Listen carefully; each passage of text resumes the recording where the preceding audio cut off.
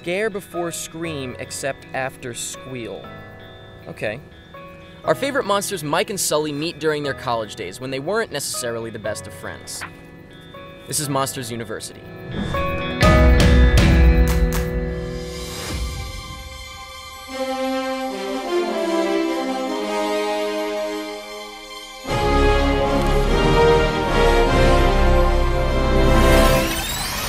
Monsters University! Anybody getting off?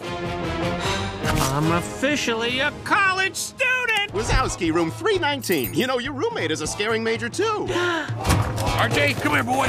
Uh-oh. Whoa! I was really looking forward to Monsters University because I loved Monsters, Inc., and I know Pixar can be hit or miss with their sequels, but this is a prequel. It's different, and so I was really curious to see what exactly they would do with it. And I have to say, I thought it was fantastic. Now, I have to make this clear. It is definitely not on the scale of Monsters, Inc., or other Pixar movies in general, I think, for that matter, but it kind of felt smaller, but at the same time, it didn't feel like less. It felt very, very substantial and very, very enjoyable, and I was completely into it the entire time. It definitely doesn't have the emotional impact that other Pixar films have, and so I think it's really more for kids, but regardless of that, there were definitely a few parts where I was wondering what the hell's gonna happen next. I was surprised, I was laughing a lot, it is hilarious, and so I have to say, even though it might not be one of the bigger Pixar films, it really is great. So let's get a little more into Monsters University, starting off with the plot and the story and the writing, which, like I said, definitely felt smaller, but that didn't mean it felt like there was less content or less to the movie, because honestly, I thought it was jam-packed from start to finish with great stuff.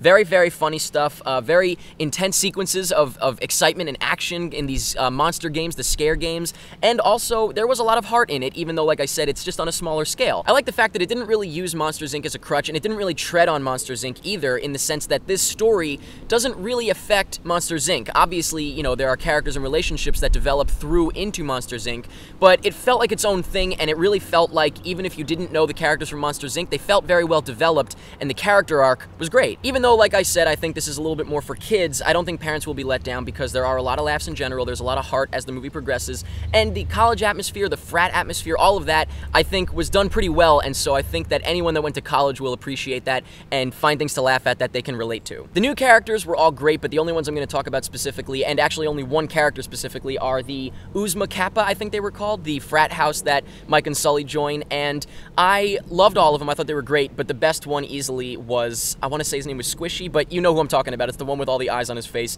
There's a part where he's in the scare simulator, and he just has this dead face, and he's like, and it was absolutely hilarious. I was in stitches in the theater. I was rolling around on the floor. People had to tell me to get up. The animation is gorgeous. It's Pixar. That is a no-brainer. I don't think anyone could ever complain about the animation. I thought they did a great job with making the characters look younger because obviously it's many, many years prior to Monsters, Inc., and it wasn't obvious. It was kind of subtle. However, you could tell while watching it that they were younger. It just felt that way, and I really liked the fact that it was very colorful. Once again, kind of going along with, I think it was maybe a little bit more for kids. Very, very colorful. Lots of stuff to look at. Lots of funny monster gags and this and that, and I have to say, also, some of the monsters were kind of scary. No joke. That librarian, yikes. And acting-wise, of course, we've got some old and new faces. First off, we've got Billy Crystal and John Goodman as Mike and Sully, who are great characters, and honestly, they slipped right back in. It was like nothing changed, and it was really, really great. Then you've got other people like Steve Buscemi, of course, did a great job. I really loved, by the way, how Randall worked into the story and how he sort of progressed into what we know in Monsters, Inc.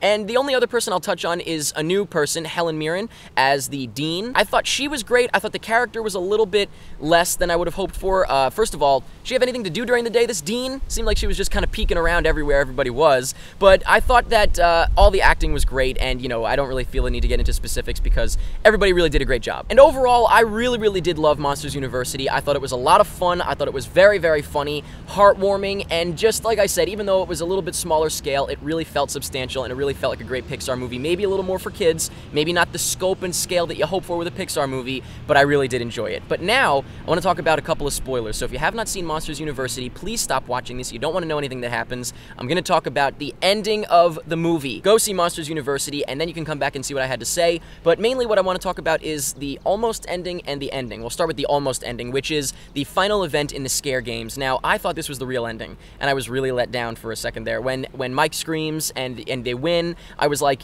really? That's it? Well, I loved the rest of it, but the ending was lacking. And then when it kept going and Mike was standing there in the simulator looking down at the kid, I knew. I was like, son of a bitch, Sully cheated. And I can't tell you how happy I was. I was almost overwhelmed with joy when I realized that the story was going to continue. I lost track of the time, so I didn't know if there was enough time left for it to be over or continue. But when I realized it was going to continue and he cheated and there was going to be a big ending, I was psyched. And the big ending did not disappoint. It was amazing. It was exciting. And as Paul put it, who I saw it with, it got real. They went into the real world and things were serious because there was a lot at stake. They could, expose themselves to everybody. But I really loved that ending and I loved the movie overall, so I'm very, very happy with Monsters University. So let me know in the comments what you thought of Monsters University. Let me know if you were looking forward to it or if you were very skeptical about it. Let me know what you think of Monsters, Inc. Is it your favorite Pixar film? Did this have a lot going for it because of that? Let me know what you thought of the new characters. Let me know what you thought of the old characters, Billy Crystal and John Goodman coming back in. Let me know what you thought of the storyline. Let me know if you thought it was over when I thought it was over, but please don't put any spoilers or at least put a spoiler tag. Let me know anything that you want about Monsters University, and that's pretty much it. He's like a mountain with fur. I don't even work out. Yeah, me neither. I don't want to get too big.